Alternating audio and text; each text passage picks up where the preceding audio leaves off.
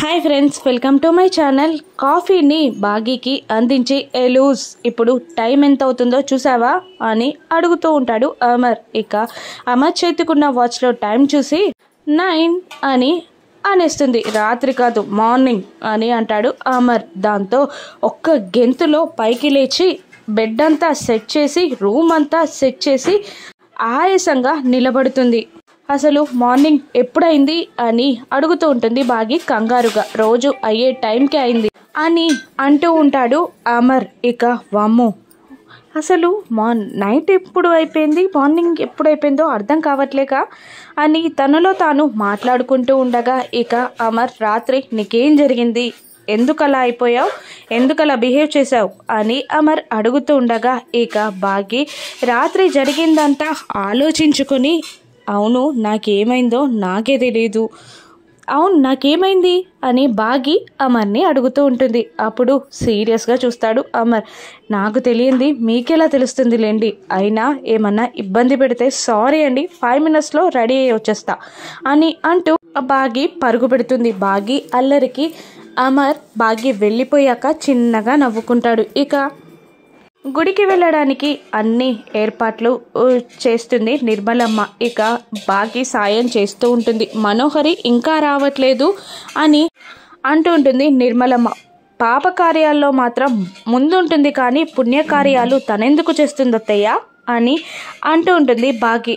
అయినా పర్లేదు, నేను ఒకసారి పిలుస్తాను అని అంటూ ఉంటుంది బాగి. పిలవమ్మ, ఆ కళ్యాణం అక్షంతలు పడితేనైనా తొందరగా కళ్యాణం జరుగుతుందేమో అని నిర్మలమ్మ అంటూ బయటికి వెళ్ళిపోగా, నాకు తెలిసినంత వరకు ఆల్రెడీ మనుకి పెళ్ళైపోయింది, ఇప్పుడు మళ్ళీ పెళ్ళేంటి అని అంటూ మనుని పలకరించి హెచ్చరించడానికి వెళ్తూ ఉంటుంది ఆ బాగి. ఇక ఏం చేయాలా అని బెడ్ పైన డల్గా కూర్చొని తల పట్టుకుంటుంది మను. ఏంటి ఈరోజు ఎవరిని ముంచాలా అని ప్లాన్ చేస్తున్నావా అని వెటకారంగా అంటూ ఉంటుంది బాగి. ఏం మాట్లాడుతున్నావు అని మను అనగా, కళ్యాణం అక్షంతలు పడితే తొందరగా పెళ్లి జరుగుతుందని నిన్ను కళ్యాణానికి తీసుకెళ్దామని అత్తయ్య అనుకుంటున్నారు, పాపం ఆల్రెడీ నీకు పెళ్ళైపోయిందని తనకేం తెలుసు అని బాగి అనగానే టెన్షన్ పడుతూ ఉంటుంది మను. అంతలా టెన్షన్ పడకు, ఎవరన్నా చూస్తే నేను చెప్పింది అబద్ధం అనుకుంటారు అని అనగానే, ఏం మాట్లాడుతున్నావు నువ్వు, నాకు పెళ్ళవడం ఏంటి అని మను అంటూ ఉంటుంది. నీ గురించి నాకు అన్నీ తెలుసు, నువ్వు ఇక్కడ నుండి కోల్కతాకి వెళ్ళాక పెళ్ళి చేసుకున్నావని నాకు తెలుసు, కానీ ఎలా విడిపోయావో మాత్రం తెలీదు. నీ భర్త ఎవరో, నువ్వు బాధ పెట్టిన వాళ్ళెవరో, నిన్ను బాధ పెట్టిన వాళ్ళెవరో, నీ గతమేంటో, నీ పాపాలేంటో అన్నీ నేను ఆయన ముందు పెడతా, ఇది మాత్రం ఖాయం. వీటన్నిటి నుండి తప్పించుకోవాలని నువ్వనుకుంటే ఒక చిన్న సలహా ఇస్తా. నిన్న నువ్వు కోర్టుకు వచ్చిన విషయం కూడా ఆయనకి నాకు తెలుసు, నీపై ఆయనకు ఆల్రెడీ డౌట్ మొదలైపోయింది. కాబట్టి ఇవన్నీ తప్పించుకోవాలంటే కళ్యాణం నుండి వచ్చాక చక్కగా మూటే ముళ్ళ సర్దుకొని పారిపో, లేదంటే ఇంకా ఇక్కడే ఉండి ఆయన్ని పెళ్లి చేసుకుంటా, అది చేస్తా ఇది చేస్తా అనుకో, నాలో భాగమతి 2.0 చూస్తావు అంటూ స్వీట్ వార్నింగ్ ఇస్తుంది బాగి. నీకు ఇంకొక న్యూస్ చెప్పనా, ఆయన అక్క మర్డర్ కేసుని రీఓపెన్ చేస్తున్నారు. ఈసారి మాత్రం చక్కగా ఇన్వెస్టిగేషన్ చేసి అక్కని చంపిందెవరో ఖచ్చితంగా శిక్ష విధిస్తారు. నువ్వు పారిపోయావనుకో, కాస్త ప్రాణాలతోనైనా మిగులుతావు, లేదంటే నీ చావు కూడా నిన్ను చూసి భయపడుతుంది. నిన్ను అన్ని విధాల ఉచ్చు బిగించి ఊపిరాడకుండా చేసి చంపేస్తా, విన్నావా, ఇక నుండి వెళ్ళిపో అని అంటూ వార్నింగ్ ఇచ్చి అక్కడ నుండి వెళ్ళిపోతుంది బాగి. బాబ్జీకి కాల్ చేసి రామాలయానికి రమ్మని చెప్తూ ఉంటుంది మను. ఎందుకు అని అడుగుతుండగా, బాగిని చంపడానికి అంటుంటుంది మను. మీకేమైనా మైండ్ పనిచేస్తుందా మేడం, కోల్కతాలో ఎవరు లేని టైంలోనే ఆ మేడంని మనం టచ్ చేయలేకపోయాం, ఇప్పుడు అమరేంద్ర సార్ పక్కకుండగా తనని టచ్ కూడా చేయలేం అని అంటూ ఉంటాడు బాబ్జీ. లేదురా, అమరేంద్ర ఆల్రెడీ 6 మర్డర్ కేసుని రీఓపెన్ చేస్తున్నాడంట, అప్పుడు 6 చనిపోయిందన్న డిప్రెషన్లో చక్కగా ఇన్వెస్టిగేషన్ చేయలేదు, ఈసారి మాత్రం అలా వదలడు, మళ్ళీ అమర్ డిప్రెషన్లోకి వెళ్ళిపోవాలంటే బాగి చావాలి, నువ్వు ఖచ్చితంగా రావాలి, లేదంటే మన ఇద్దరం దొరికిపోదాం అని అంటూ ఉంటుంది మను. అలాగే వస్తున్నాను మేడం అంటూ కాల్ కట్ చేస్తాడు బాబ్జీ. మరోవైపు డల్గా కూర్చుంటుంది ఆరు. అప్పుడు చిత్రగుప్తుల వారు ఎందుకు డల్గా ఉన్నావు అని అడుగుతుండగా రాత్రి ఏం జరగలేదు అని చెప్పిస్తుంది ఆరు.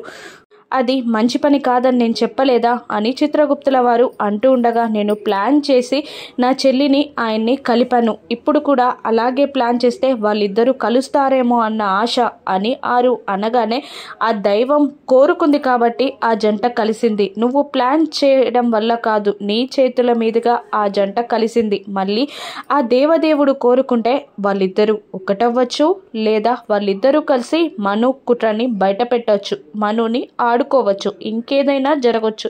ఈరోజు ఏం జరుగుతుందో నువ్వే చూడు అంటూ చక్కగా నవ్వుకుంటూ వెళ్ళిపోతారు చిత్రగుప్త. మను గుచ్చి బయటపడుతుందని అర్థమవుతుంది, కానీ ఏంటో చెప్పట్లేదు, గుడికి వెళ్ళాలి అని అనుకుంటూ ఉంటుంది ఆరు. ఇక ఈసారి రాములవారి కళ్యాణం ఘనంగా జరగనుంది అని పంతులు గారు అంటుంటారు. అప్పుడే సీతారాముల అమర్ బాగి గుళ్ళోకి ఎంటర్ అవుతూ ఉంటారు. పట్టుబట్టలు పట్టుకున్న బాగి అచ్చం సీతమ్మ వారిలా కనబడితే, రెండు చేతులు జోడించి దండం పెట్టుకుంటున్న అమర్ రాముల వారిలాగా కనబడతారు. ఇక వాళ్ళ కళ్యాణం దగ్గరికి వెళ్తూ ఉంటారు. ఇక పంతులు గారికి అన్నీ అందజేసి, ఇంకేమైనా తక్కువైతే చెప్పండి పంతులు గారు, తెప్పిస్తాను అని అనగానే, మా సదాశివం నిర్మలమ్మ గారి చేతుల మీదుగా వాళ్ళ కొడుకు కోడలు జరిపిస్తున్న కళ్యాణంలో లోటుపాట్ల అసలు సమస్య లేదు అని అనేస్తారు పంతులు గారు. మీరు సతీ సమేతంగా వెళ్ళి ప్రదక్షిణాలు చేసి రండి అని అమర్ బాగిని అంటూ ఉంటారు. ఇక వాళ్ళ అన్యోన్యతే మాకు కావాలి అని పంతులు గారితో చెప్పి వేడుకుంటూ ఉంటారు ఆ పెద్దవాళ్ళు. ఇక వీళ్ళు ప్రదక్షిణాలు చేయడానికి తిరుగుతూ ఉండగా ఒకరి తల ఒకరికి ఢీకొంటుంది. ఇక అమ్మ అది తల లేకపోతే బండరాయ అని బాగి అంటూ ఉంటుంది. బొబ్బి కట్టిందా అని చూడడానికి చాలా ట్రై చేస్తూ ఉంటుంది బాగి, కానీ అమర్ ఛాన్స్ ఇవ్వడు. కట్టలేదని చెప్పానా అని అమర్ కసురుకుంటూ ఉండగా, నాకు బొబ్బి కట్టిందో చూడండి అని అంటూ ఉంటుంది బాగి. లేదు అని అమర్ కోపంగా అంటూ ఉంటాడు. ఇక అక్కడి నుండి వెళ్ళిపోగానే బాగి ఆ స్వామివారితో, ఎలా అయ్యా ఈయనతో వేగేది అని మొరపెట్టుకొని ప్రదక్షిణాలు చేయడం స్టార్ట్ చేస్తుంది. ఇక మరోవైపు పక్కకి వెళ్ళి మను బాబ్జీకి కాల్ చేయడానికి ట్రై చేస్తూ ఉండగా, చిత్ర అక్కడికి వచ్చి బూమ్ అంటూ బెదిరిస్తుంది. ఇక నువ్వేంటి ఇక్కడికి ఎందుకు వచ్చావు, నిన్ను నాతో పాటు చూస్తే అందరికీ అనుమానం వస్తుంది అని మను అంటూ ఉండగా, నేను వచ్చిన ప్రతిసారి నీకు మంచి జరిగిందే తప్ప చెడు జరగలేదు, నిన్ను రక్షించాను అని చిత్ర అంటూ ఉంటుంది. నన్ను నేను రక్షించుకోగలను, నాకు దూరంగా ఉండు అని అంటుండగా, నాకు కావాల్సింది నాకు ఇవ్వకపోతే నాకు తెలిసింది నువ్వు చేసింది అందరికీ తెలియంది అన్నీ నాకు గుర్తొచ్చి చెప్పేస్తాను అని బెదిరిస్తూ ఉంటుంది చిత్ర. అప్పుడే పెద్దవాళ్ళిద్దరూ మనోహరి కోసం వెతుకుతుంటూ అక్కడికి వచ్చి చిత్రాన్ని చూసి, నువ్వేంటమ్మా ఇక్కడున్నావు అని అడగగానే, కళ్యాణం చూడ్డానికి వచ్చాను, నా మనుని చూడడం నాకు చాలా సంతోషంగా ఉంది అని అంటుంటుంది చిత్ర. ఇక వెళ్ళేటప్పుడు మా ఇంటికి రామ్మా, మా కోడలు బాల్యం కూర్చి మాకు తెలుసుకోవాలనుంది అని అంటుంటారు పెద్దవాళ్ళు. ఇక బాగీని కిడ్నాప్ చేసే ప్లాన్ సక్సెస్ అవుతుందా, మను కుట్ర అమర్ ముందు బయటపడుతుందా, రాను ఎపిసోడ్స్లో చూద్దాం. Thank you for watching.